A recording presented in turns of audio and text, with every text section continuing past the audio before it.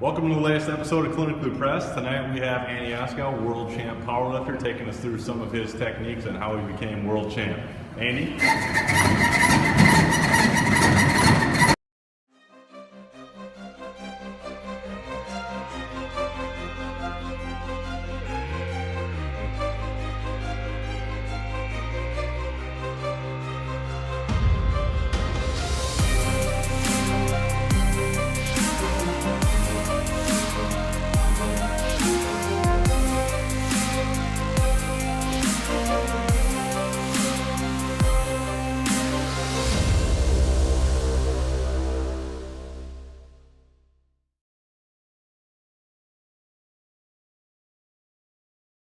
Yep. Okay. Welcome to the latest episode of Clinically Pressed. This is actually our first live interview, and we're very, very fortunate to have a world champion and also a world record holder, AJ, on the show, and that is Mr. Andy Askow. Just a couple things with him. He is a student here at UWL doing exercise science. His most recent is he was the IPF World Champion, in which he won with an 858 kilogram total, which consists of a bench press of 217.5 kilograms, which is actually about 480 pounds, a 300 kilogram deadlift, which is 661 pounds, and then his world record squat of 340.5 kilograms, which is 751 pounds. An animal. Yeah. So, just jumping right into it, how did you get started in all this? I get this question a lot. So I can imagine. When I was in 6th grade, my best friend's dad was the football and powerlifting coach at Nisita. So he would pick us up at like 5 a.m. in the morning and take us into lift to get us ready for high school football. And it just kind of spiraled into my life after I graduated high school. Didn't want to continue your football career? I got to think coaches were just jonesing to get you on an offensive line. I wasn't very good at offense. I was a better D lineman, but I got some offers. To play football and wrestle, but I just wasn't ready to make that commitment, and so I stuck with powerlifting because it's something that didn't take that much time at that point in my life. Didn't have to memorize the playbook. Yeah. Pick this up and put it back down. Just because I'm strong doesn't mean I'm smart. So when you were in high school, were you still at an elite level, or have you just made leaps and bounds since you graduated? I was one of those kids that everyone hates, the one who didn't have to show up and train that hard. So I wrestled all winter, which is powerlifting season. So I'd train for lifting all summer, and then I'd play football, wouldn't lift that much. And then I'd wrestle all year, I wouldn't lift at all. And then after wrestling was done, whether it be regionals, state, or sectionals, I'd turn around and like 3 weeks later go to powerlifting state, and then 2 weeks after that go to powerlifting nationals. And I ended up winning state my senior year, and I took second at nationals senior year and made the USA team for the first time. Dang. Does it make you mad that you're not more famous here on campus? I feel like you fly under the radar a little bit. People don't realize there's a world champ on campus. When the news stations did that coverage when I went to Worlds, I was like a celebrity for 2 weeks, and it was really annoying. It was kind of cool at first. People were like, "You're the world champ," and I'm like, yeah, that's pretty neat. And then 2 weeks later, they're like, "Oh, you're the world champ." I'm like, "Leave me alone. I don't want to talk to you." But I really am nice. It's rare to have world champ in the presence of others. Pretty big deal, I think. Yeah, it is a big deal. Gonna be the best student I've ever had. No. Sorry, Dan. Aww. It's our camera guy, Yeah, one of our other shout out students. to the camera guy. Students. Don't forget about us when you're all rich and famous. Getting paid in T-shirts and stickers. Oh man, Possibly, so many T-shirts. Possibly a dinner here or there. So I had a question as I was going through all your stuff. Like, I understand the concept of being it's research, bro. That's what we do here. Like a raw powerlifter, and you feel free to explain that just to make sure. But what is single ply? Like, what does all that entail? I looked at it, I was like, I don't know what that is. This would be a great way to find out. Single ply, it's slowly kind of being phased out. It's what I started in. So I got my start in single ply powerlifting, which are these really tight, uncomfortable suits bench shirts and deadlift suits with knee wraps, and they add a ton of weight to your total. So just off the top of my head, my best equipped squat was 900, and it was super easy. And that was when I was, I think, 19. And at that time, I think I squatted 680 raw, and I benched 635, and I can only bench 440 raw. Wow, that's a big difference. Yeah. So these single ply suits, I mean, it's people talk a lot of smack about it because they say it does the lifting for you, but it's not like that. It's like how I describe it as like wiffle ball versus baseball. While they're the same implements and it's the same ideology, like they're two completely different sports. But after I bombed out of a meet, so I failed to get a successful squat, I kind of had an itch to compete again, so I turned around. That was at Men's Nationals in 2014, and I turned around 3 weeks later with Blaine Sumner and did Raw Nationals in Aurora, Colorado, and ended up making a world team and haven't gone back to equipment since.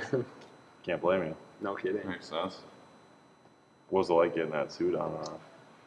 So I think I've seen pictures of it. Like, I'd probably pay money to watch you squeeze in and out of those things. I bought the suit that I last wore, so the one that I actually cut off of my legs in that meet. I bought when I was like 360 pounds, and obviously, like, I had the fat powerlifter mentality, like more weight the better. So I ballooned up to like 405, and I wore the same suit. And then I borrowed another suit from a training partner who bought his suit when he was like 320. Ooh, wow. So it took me about 45 minutes to get on every day. I'd be sweating, I'd be out of breath, and then you'd do like one single and then go home. And your training sessions lasted like 3.5 hours. Oh, gosh. Just to warm up to a heavy single for squat. Just because you got to get it in and out of that crap. suit. It's like Chris Farley. Yeah.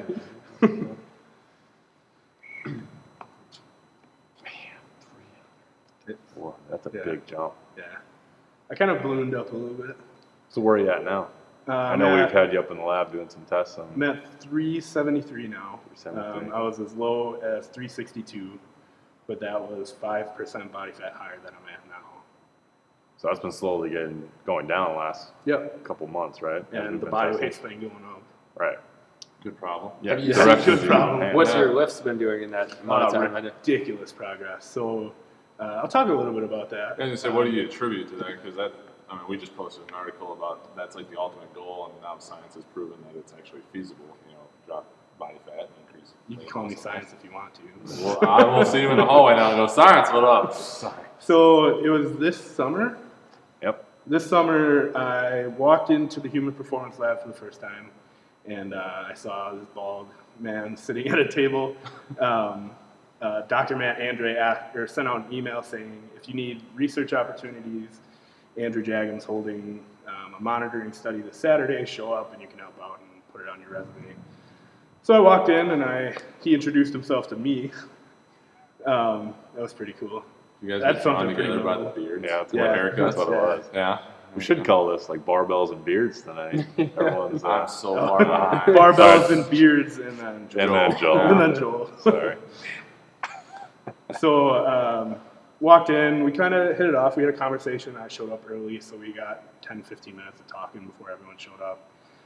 And then we had sports nutrition together last semester. When you show up. Yeah, when I show up. He doesn't like to get, it was early class. So one day I asked him, I knew we had the metabolic cart with the metabolic hood. I'm like, hey, can we check my resting energy expenditure? And I thought it was like me asking for a huge favor, but his face lit up. He's like, yeah, absolutely. And ever since then, we've just been doing some monitoring stuff. Mm-hmm. I was eating at that time about 3,700 calories a day. And that first reading was like 3,000. Well, yeah, your resting metabolism alone was at about 3,000. And then you tack on the amount of training that you're doing. And then hauling around this all day. That's pretty fun. I mean, moral of the story, we found that you were significantly under eating based on your training style, goals, body size, things like that. So what a good problem to have, right? Yeah, exactly. You got to eat another, 2,000 calories on some I think days. we bumped it up. We bumped it up right away to 5,500, and we saw a little bit, like a sharp increase in some body fat percentage. Mm-hmm. But that's probably to be expected when you just introduce that much. And then ever since then, we brought it down. I think on my off days now I'm at 4,600. On my volume weeks, I generally just try to get as much as I can. It ends up being around 5,500. And we were it's a little under 5% higher body fat percentage at 11 pounds lighter at that time. Yep. So I was a lot less lean and lighter than I am now in 4 months, I think now. A little over 4 months. Yeah, since we first did it. That'd be a pretty significant muscle swing. Yeah, I think it was 21 pounds of fat-free mass or something. Right. Wow. A lot of muscle. Dang. And you already had the most lean mass I've ever seen on an athlete.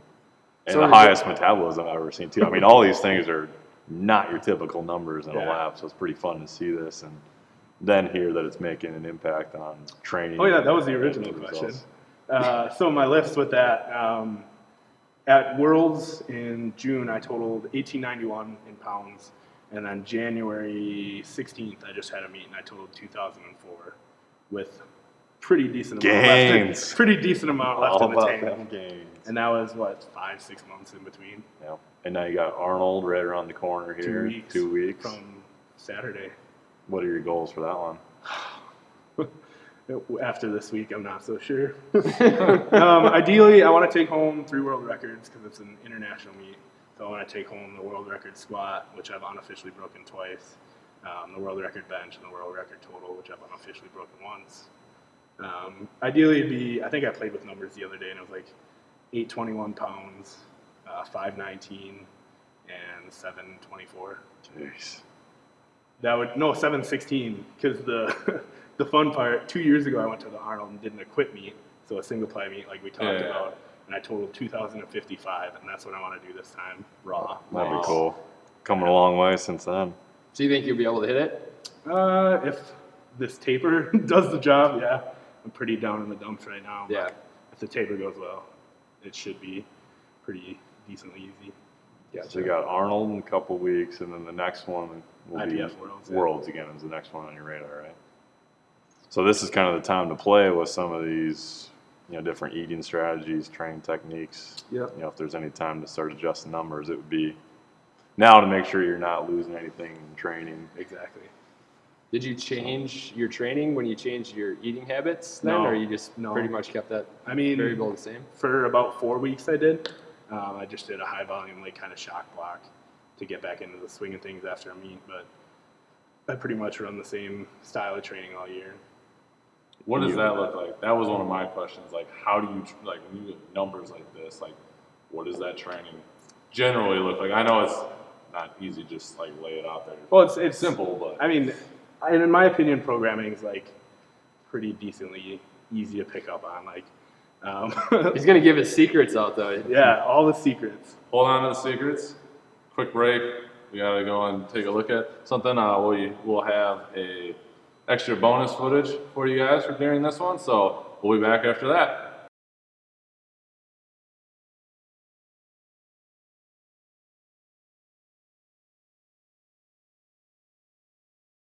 Hey everyone, AJ here live on campus UWL. We're with the world champ, Andy Askow, this evening. He's going to take us through the ringer here, kind of run through his squat progression techniques, actually kind of leading me through his tips on his vision of the perfect squat, what he thinks is ideal for form, technique, and so forth. So I'm just going to leave it up to this guy. He knows a hell of a lot more about squatting than I do. So again, he's going to take me through the squat. All right, Andy. So first off, let's just kind of see how it looks without. Good start. Underneath the bar, wide grip. I just want to see how you handle it normally. Just give me a couple of reps.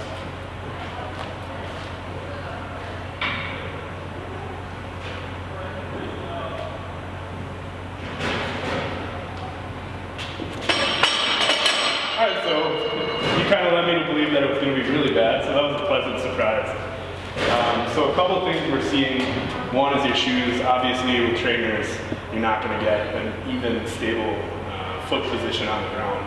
So when you're going, you're kind of rolling between the outside and the inside of your foot, the front and back. So we suggest either a flat hard sole or an elevated heel. It looks like you have decent enough mobility that you wouldn't really need an elevated heel, but if you would want to try that, that would be something to look into. So what does the elevated heel do then? You mentioned it's mobility related. Yeah, so a lot of times people have problems getting enough dorsiflexion to get proper depth in the squat. So that's limited mobility at the ankles where you run into that issue, and therefore again jacking up the heels on a plate can help with that. These guys will know more about it than you would in terms of the biomechanics of it, but you're essentially shortening up that lever in the posterior chain. And it allows you to kind of get your knees over your toes more, which means your hips can go straight down instead of back, which generally will allow you to keep a more upright torso. So you think in a squat, if your hips have to go back, your torso has to come forward to balance, right?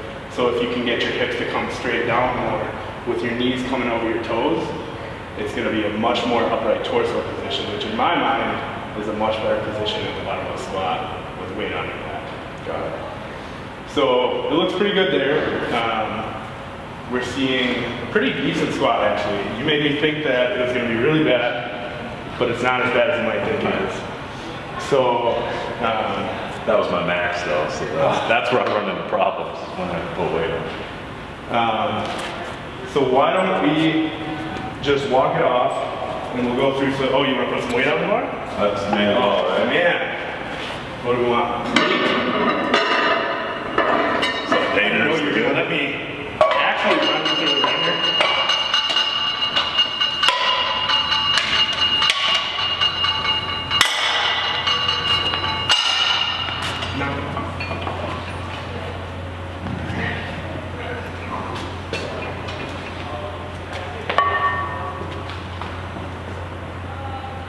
Just see it. I want to see it from the front now.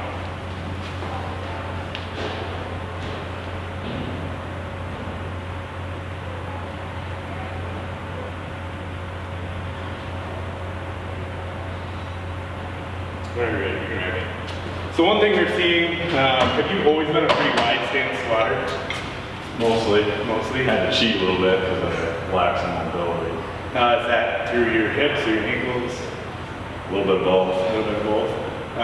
So generally with my athletes, I like to see a very non-traditional powerlifting style squat. So in general, I recommend a high bar squat for the reasons of being more upright, like we talked about earlier, and then a more narrow stance squat, because I think you can get a lot more power out of the hole, even if it means that you have to squat deeper. So a lot of people think powerlifting is short range of motion, and that's all well and good until it puts you in a worse position where you're not as powerful out of the hole or off the chest in a bench press. So we generally see my athletes high bar squatting unless they've been with me long enough that they can develop their own opinions on high versus low bar squats and how they want to do it. But I start people off with a high bar squat with a narrow stance. All right, and do you want to walk us through the difference here between high bar, low bar, wide stance, traditional stance, and what your views are on kind of the optimal way for at least powerlifters to go about it? Absolutely. So before I get under the bar, I'll just say that a high bar squat is generally a squat with the bar sitting more up on the traps here. You'd see generally a more upright torso with more knee travel. In a low bar squat, it's going to sit much lower here on the shelf of the rear delts, which is going to involve more vertical shins and a lot more hip backwards instead of knee forwards. So in general, what that's going to look like,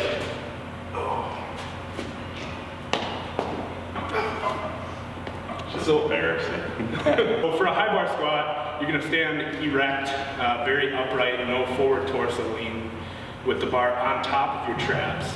You're going to sit straight down as much as you can with your knees coming forward, which leads to a very upright bottom position. And in my opinion, this is going to be a lot more beneficial for a powerlifter compared to a more wide stance low bar squat, where right off the bat, you already see the torso comes forward to balance for the bar being more on the back.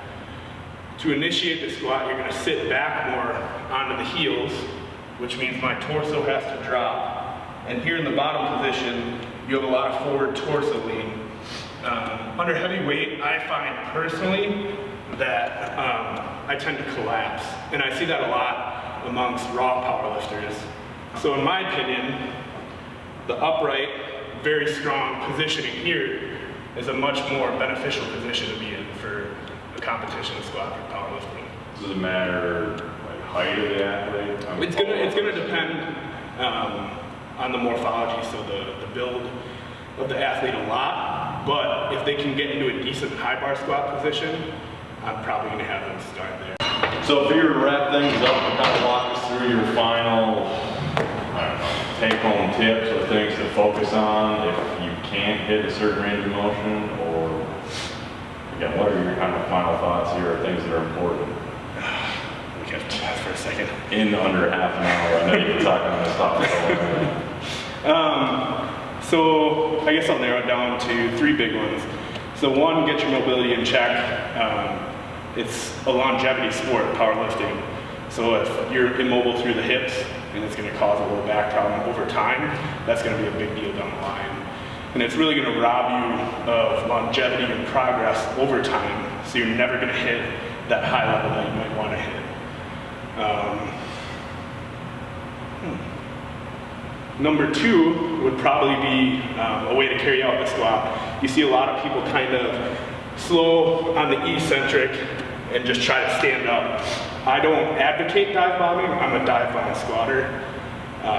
But what I do advocate is when you get to about here in the squat, so just a few inches above the hole of the squat, hitting a nice little dip and trying to really explode out of the hole. And that's generally an almost immediate PR for people who tend to squat slower. I guess the third one, play around with it. I mean, play around with everything. I've been squatting for 11 years, and I've been told hundreds of times that my form is pretty perfect. But even I still play around with my stance, with how I grip the bar and how I carry out the squat. So just find what works for you, and that's what's going to be best for you. So even if I say a high bar upright squat's going to be best, if you're stronger in a low bar where you sit back, then I'm wrong in your instance. All right, well there you have it. Tips from the world champ, Andy Askow, man, myth, legend. So hopefully you learned something today of value, and again, try to incorporate some of these strategies in your own squat routine. Thank you. We're back.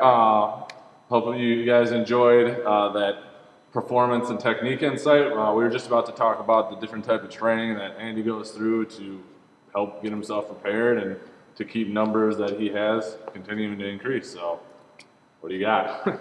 So when I came up here to UW, I transferred from UW-Madison about 3 years ago. Yeah. So my freshman year, I was a chemical engineer, and then I decided I wanted to have a life, so I picked up ESS fitness at La Crosse. There you go.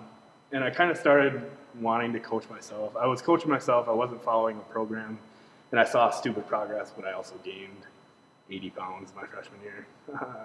Freshman 80.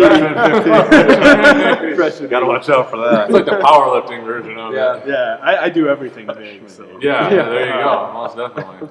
So the strength gains were probably pretty minimal compared to what they could have been. Gotcha. If I had a good training program. So I kind of wrote up this thing.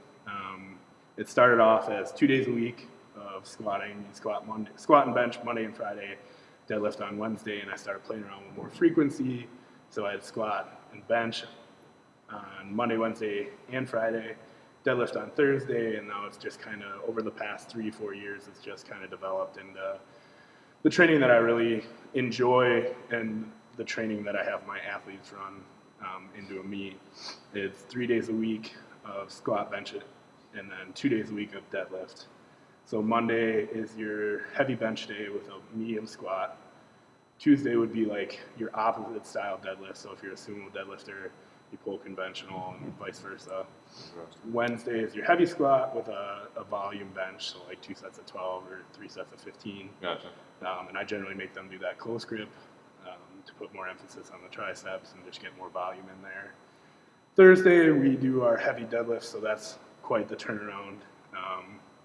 Between heavy squats one day and I bet you're feeling heavy deadlifts. great coming Yeah. Thursday. But I mean, that's just like a meet.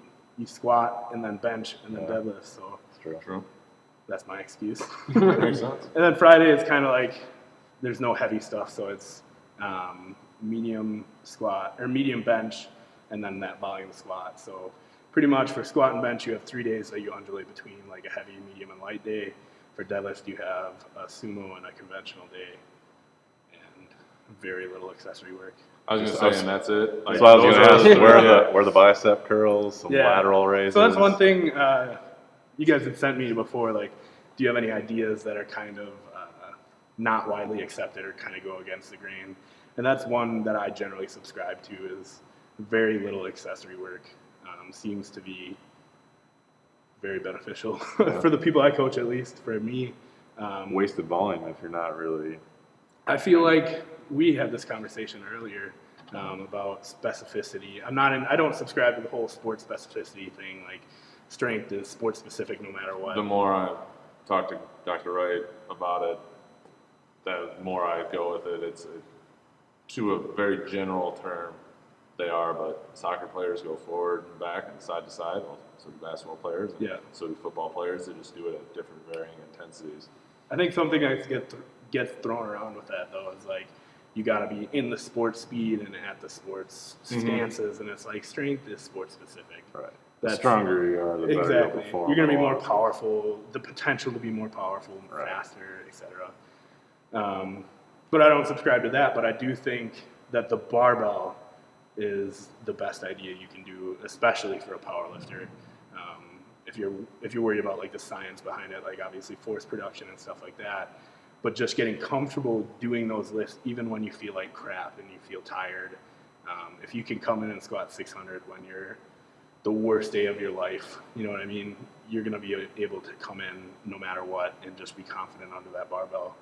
So we do pretty much all of our work with the barbell. Sometimes I let the athletes do extra stuff. I would rather they didn't, but they want to get biceps and big shoulders, and That's right. my goals are a little The different. beach muscles. Sure. Do you do anything specific with your eating, I guess, based on your training, nutrient timing, and all that? So for me, I don't have to be as precise. Obviously, like I don't have body composition goals really. I don't have aesthetic goals, so I can kind of handle like high GI carbs in the morning if I'm in a hurry or whatever, you know what I mean? So ideally, yeah, I'd like to do like the sugars after my workout and try to do the lower GI load carbs throughout the day, but sometimes that doesn't happen. The big one I try to focus on is getting constant like boluses of protein. So instead of like 200 carbs in the morning or 200 grams in the morning, 200 grams at night, we're good. Like trying to break that up into constant meals. So how challenging is that as a college student? I know So eating challenging. practices in general when you're in college are all over the board usually. So It can get pretty difficult, especially when you got research to do. Like you got to be in the lab in the morning, and then you got to turn around and go right back to class. And you get 30 minutes to run home, and what can you cook in 30 minutes? If you don't have protein powder, you're kind of screwed. And then you got to run to class, got to go train, got to go coach. So it gets pretty challenging, but you do the best you can. If you know you have a busy day coming up, cook something in the morning or the night before, and just put it in some Tupperware and deal with it. go ahead. Oh, jeez. Jinx. What are some of your go-to foods then for if you're looking for a quick, easy protein intake on the go?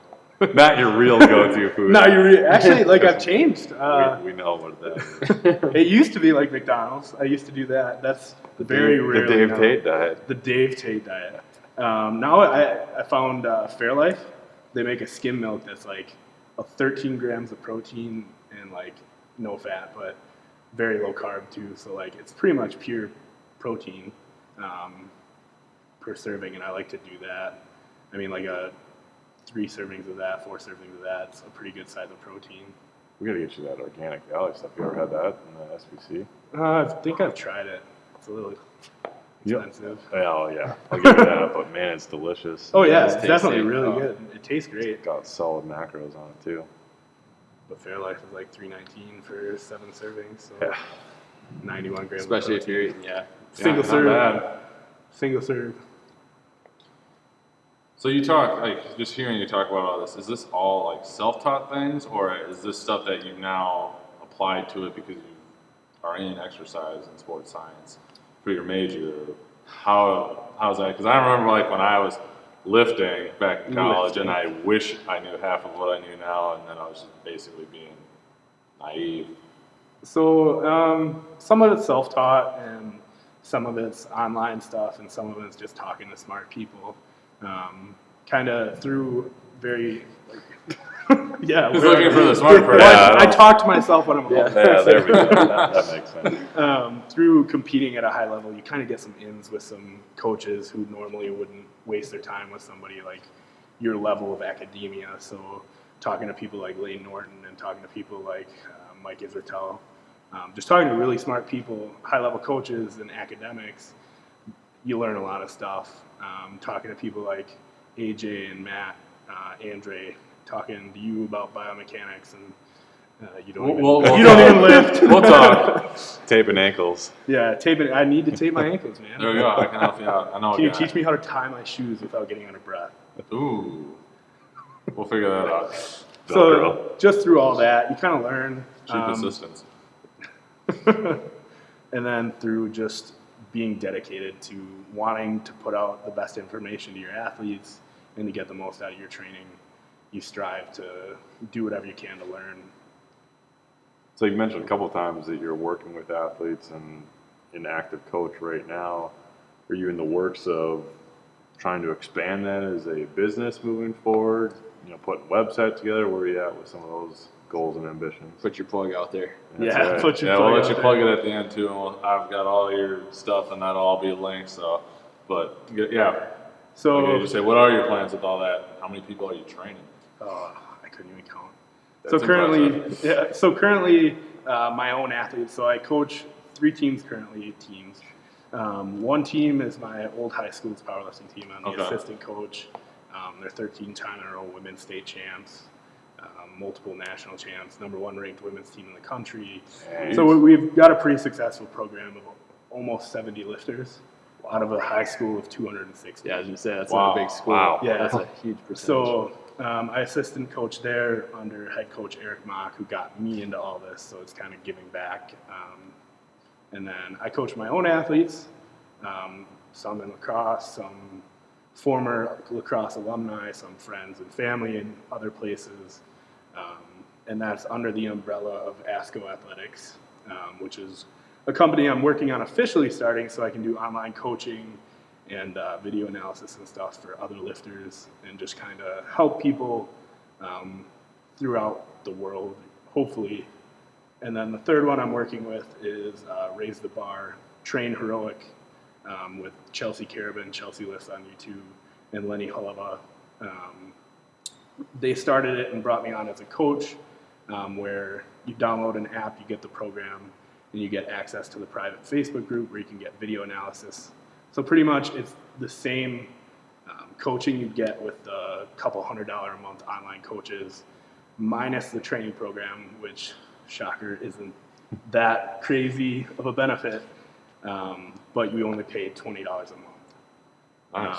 And you get unlimited access to that group where you can ask questions all day, every day if you want to. So you want to make a career out of this? Yeah, hopefully. Doing what you love. Yeah. Nothing better than that, right? It'd be pretty cool. Well, you're doing pretty well already, and you're still in school, so I think you got a pretty. You got to good start pass on my it. class, though. No, you're done with mine, aren't you? No, you No, got I one got more. That's right. 355. Your career is in my hands. That's the hard one, isn't it? 355? The real tough one? I don't know if I'd say hard. But Interesting. it's not in the morning, so you got that going for you. I still want to skip sometimes. So what recommendations do you have? I know you kind of laid out like your programming for like your training towards, you know, being a world-class lifter. What would you have for just like the average Joe that's just going into the work, you know, into the gym, you know, before work or on their noon hour, or just what suggestions would you have for them just with their own training program that they're just doing on their own? So that's going to apply. That's some of the people I work with Raise the Bar, just sedentary population or general population lifters who are just trying to get in shape and be more functional throughout the day. And in my opinion, they should probably train pretty similarly to the way that I train. They just don't need to take those extra risks. That's one point Dr. Carl Foster talked about a lot in a physiology class I had with him. He laid out a graph where it's like training side effect is a saturation curve that way, and training effect is that way. Elite level athletes are going to train with a really high side effect possibility and a really high training effect because they want the most benefit, but they're going to have to take risks to get there. Lower level athletes, a little bit less of a side effect, but still a very high training effect. And then that sedentary population, you can keep training side effect almost minimal to none and keep that effect still decently high, where you don't have to take the risks. So I think they could probably benefit greatly from the simple barbell movements like all of us do, but they just don't need to take the risks. Like if your form starts breaking down, I might push through and do 5 more reps, but someone like that could just rack it and call it a set. I think it's interesting that you recommend general population training that way, because if you ever walk into a commercial fitness center, I mean, you see the exact opposite, I right? hate it. Leg extensions, leg curls, lots of machine, Nautilus equipment. Which is why we shot this way. Don't Don't look over there. Don't look at that Don't look setup. at Yeah, we went away But again, from the cardio equipment. People are afraid to do training that way. They're afraid to squat. They say, they hear people say it'll hurt their, bad for their knees, bad for their back. Don't deadlift, you're going to hurt your back. Whereas you're coming at it from the opposite approach. Like, no, do those things. So why do you think general population could benefit from? Oh man, so many ways. But the big one is, for one, I'll address my thoughts on the whole injury. Like you could hurt yourself. You could hurt yourself stepping off a curb. Curved. Curved curb.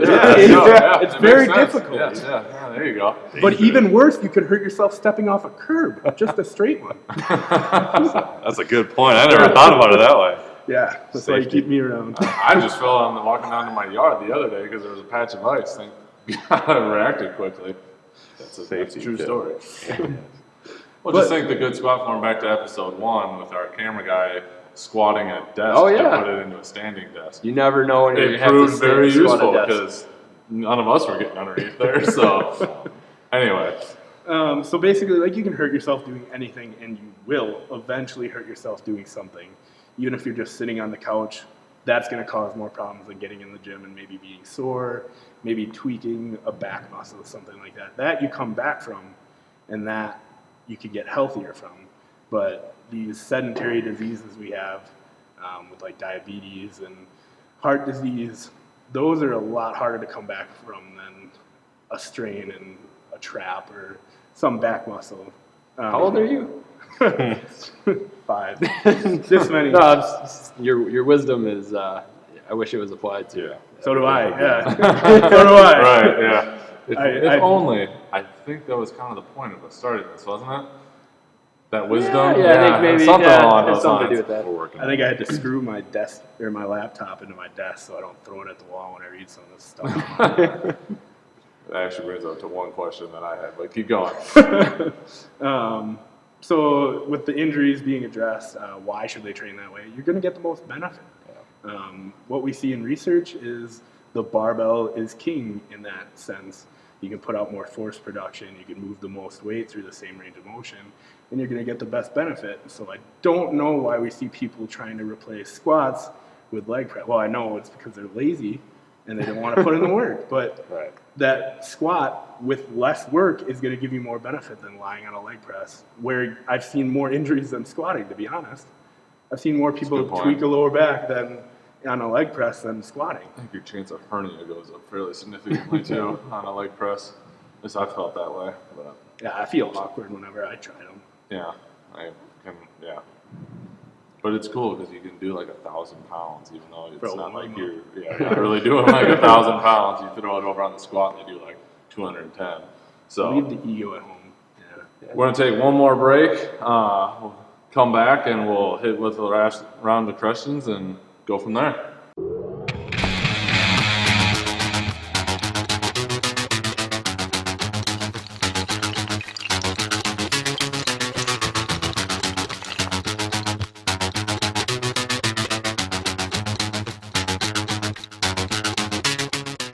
And we're back.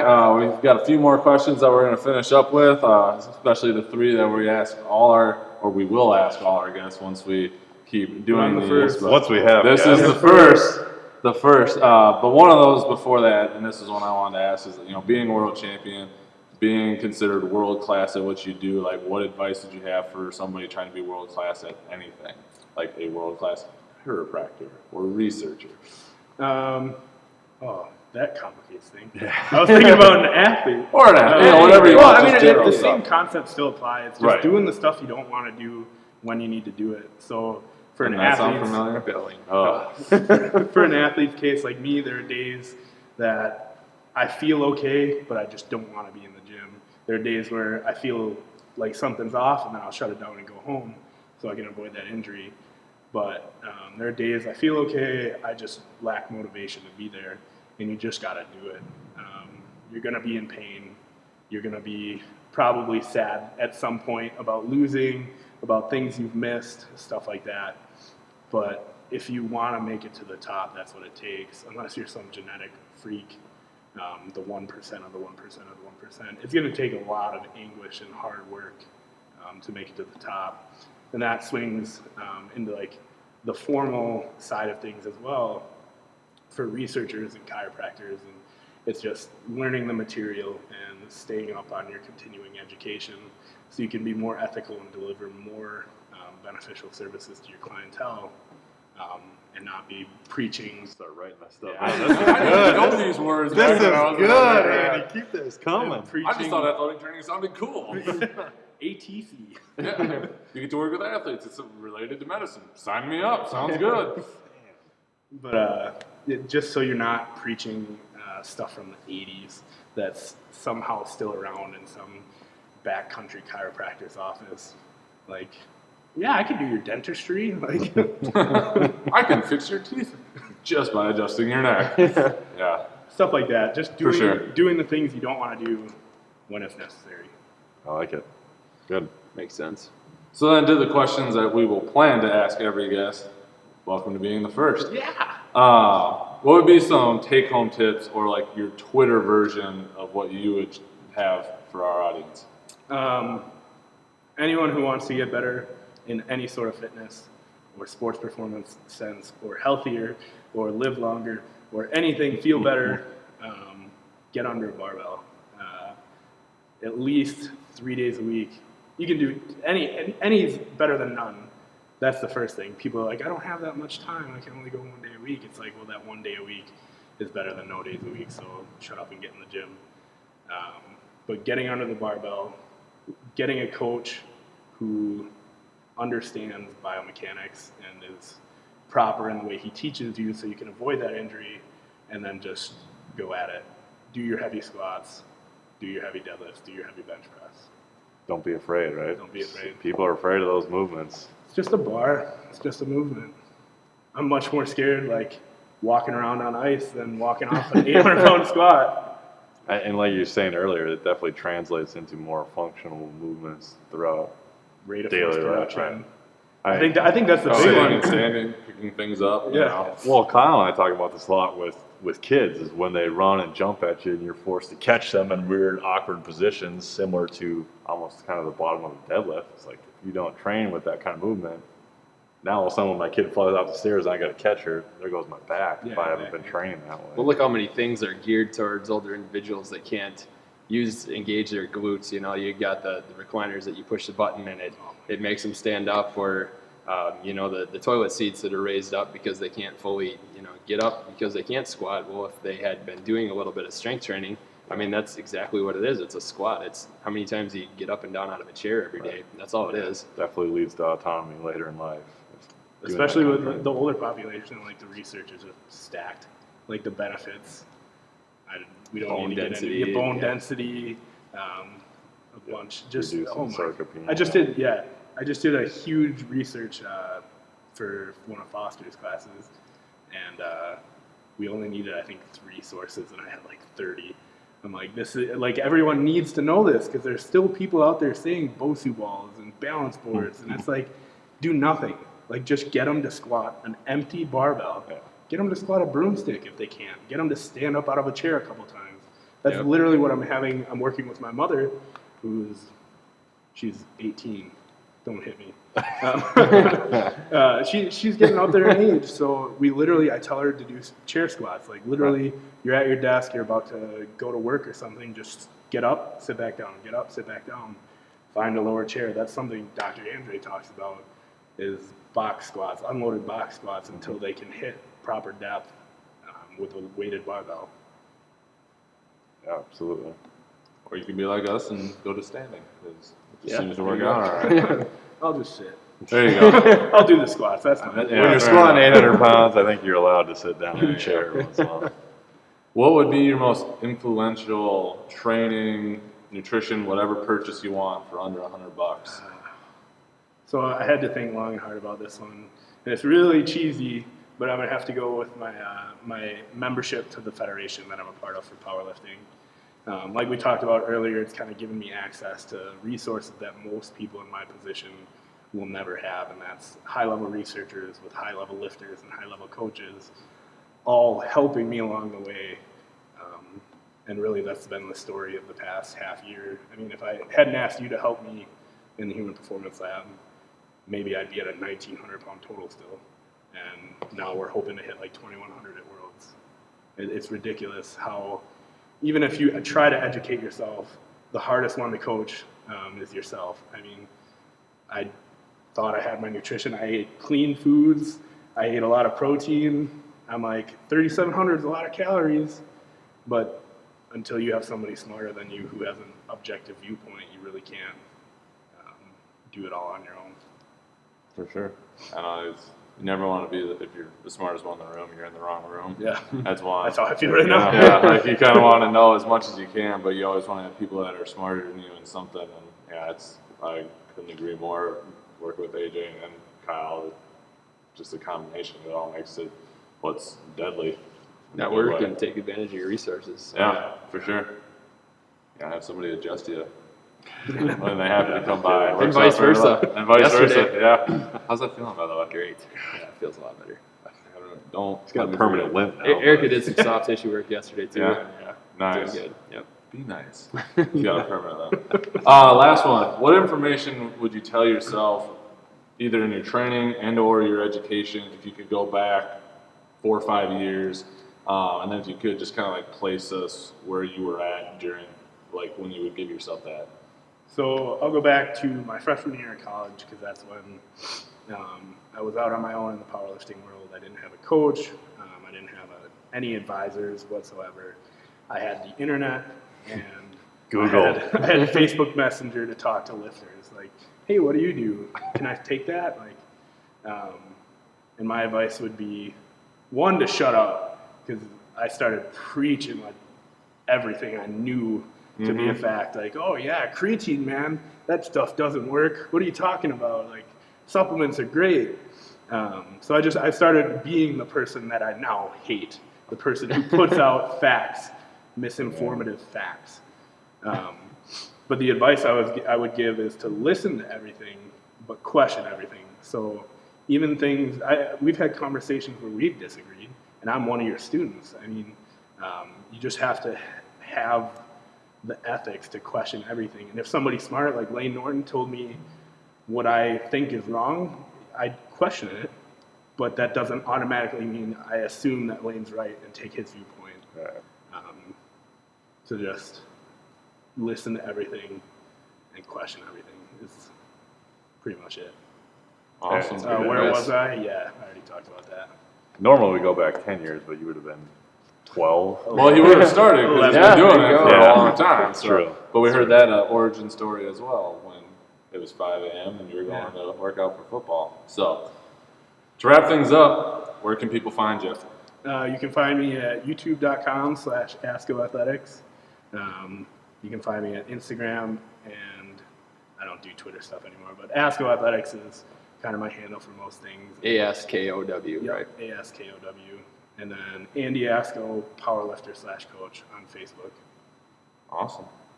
All right. Anything else you want to plug before we sign off? Clinically Pressed, thank you guys for Yes. having me. Thanks Thank so you for much. being the, thanks for Glad I being the could be first a part person. of it.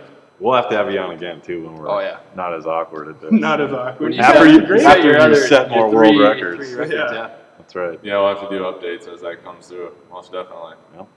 All right, sir. Appreciate it. Thank you guys. Thank you. Sounds good. Thanks, Dan. That's cool. Boy.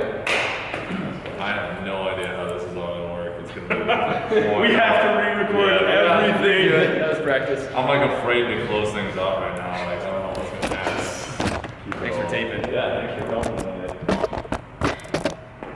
It's just, Did you just have what are you doing there? What am I doing? Trying to figure this out. audio, you guys, then my face the whole time. Start